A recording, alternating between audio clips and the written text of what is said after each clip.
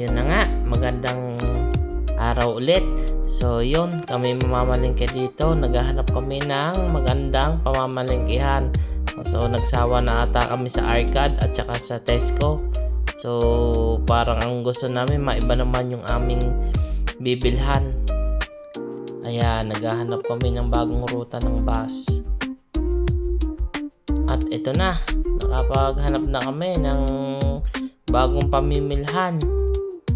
So ito yung nakita namin.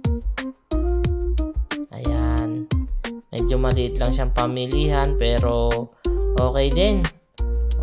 Masasabi ko na medyo mas may kamurahan yung diferensya sa Tesco at saka sa Arcade.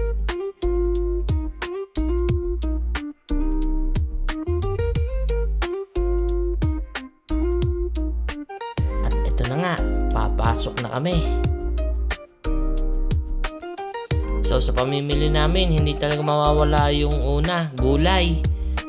Yan, marami kami pagpipilian. Tapos yung ibang mga tropa, naghiwa-hiwalay na din kami para piliin kung ano yung mga needs namin sa isang linggo.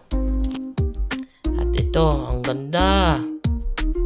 Hindi mawawala sa bawat tindahan ng Hungary ang tinapay kasi yan ang specialty at delicacy nila, bread. At ito na nga, medyo tapos na kaming mamili pero yung iba nag-iisip pa rin kung ano pa yung idadagdag nila. Ang pepera talaga nila. Samantalang ako, kaunti lang talaga ang pinamili ko.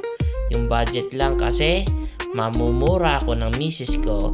So ito lang yung pinamili ko. Yan. Mukhang may nabubuo na naman bulungan. Iinom na naman ng bere. Nakaw, mapapabarit na naman are. Mamayang gabi pihong lungangi na naman.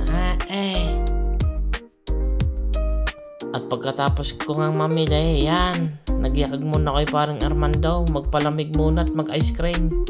At ito na nga, tapos na kami mamili. So, are, mag-iintay na uli kami ng bus at kami ay uuwi na. Shout out sa aking mga kasamahang yaan. Maraming salamat.